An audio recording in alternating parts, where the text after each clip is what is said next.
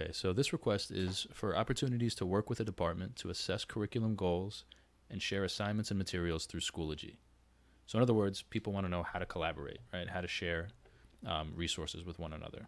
And in Schoology, I think the best way to do that is through groups. So we focus a lot on courses, but groups is where collaborations really can take place. So if you wanted to make your own group, rather than just work in a group you're already part of, if you want to create your own group, you can go to Groups, My Groups, and Create Group. So I'll make a test group. You can choose if the entire organization, which in this case is our district, has access to the group, the school, just the members of that group, or no one if you wanted to make a private group. So I'm going to leave it organization-wide, but I am going to make access by invite only. So you can change it to, excuse me, you can change it to invite only. You can allow requests, or you can leave it wide open. So I'm going to leave it at invite only.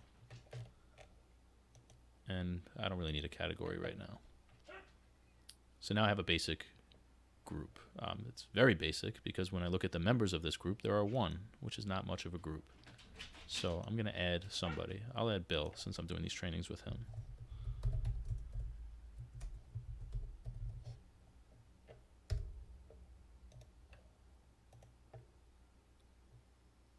And I forgot an important setting.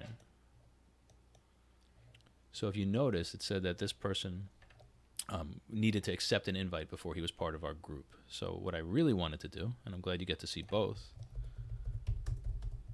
is change that setting so that he doesn't have to do that. So if you hit this little checkbox here, you can add members without them having to confirm that invitation. So now he's part of the group without having that extra step. You can see here I have a badge icon because I am an admin in this group. He doesn't. I could make him an admin, but I'm just going to leave him as a standard member for now. So now I have three groups here. I have my department group. I have our PD group, which is what we're using for training, and then this test group that I just made. So I kind of wanted to show you the difference between kind of permissions within groups and how we can change those. So in this group I just made, it's by default. I didn't really change any settings. So as the admin, what I can do is everything. I can post updates, but so can the members. I can add discussions. So I can create a talking point, and then I can leave it to the group to contribute to that discussion. I can create albums if I wanted to share media. I can, again, modify who's in my group and what permissions they have. And I can create and add resources, which is where you're really going to be spending most of your time in terms of collaborating with people and sharing content. So if I wanted to add resources here, I could do it the way you would do add any materials, right? Like just as you would do in a course. So you can add your resources directly here, or you can copy them from your kind of main resources bank of content. So if I wanted to put something in that I created, elsewhere, I don't know, I'll throw this week one folder in there. I can copy that over to the resources page. Now, what's nice about that is it's available here in resources for everybody that's in this group. We can also go to my main resources, go to group,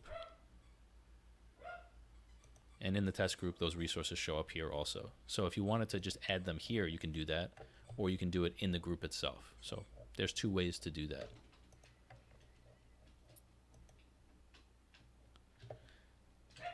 Now, the thing about sharing resources is you're probably, in most cases, going to want to make sure that it's a two-way street, right? So you don't want to just be able to put resources out for people to collect. You also want to be able to collect resources from them more often than not.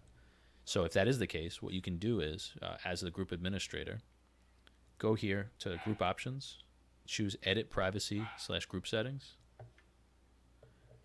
and then here's where you can choose, what it is your group members can and cannot do. And by default, they're allowed to do just about everything. It seems that by default, the thing they can't do is they can't create resources. So if I wanted to, set it up such that Bill can upload resources, that's all I would do is just click here to give him the same permissions that I have. Now, as the admin, I still have more permissions than most, right? So I have the opportunity to moderate a group. So if people are posting things that I no longer want to be in the group, or maybe something inappropriate, I don't know, I can go in and I can clean that stuff up. So just some more power for the admin, even if you give all those permissions to people within your group.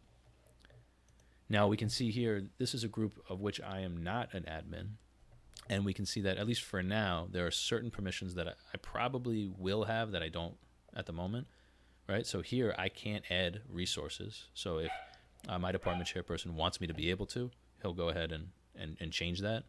But I can contribute to discussions. In this case, I can add updates. Here's where I would add, so Vinny gave us the opportunity to ask questions. This looks like he did it today. So if we wanted to contribute to that discussion, we could. For media albums, there are no albums because Vinny would have to be the one to create that, and then in that case, I'd be able to contribute. So you're going to play around with, what are the things that you want to do in this group? What are the goals? And then how do you enable those members to meet those goals? But this is where it's going to happen. Resources is, for most of us, where we're going to be focused.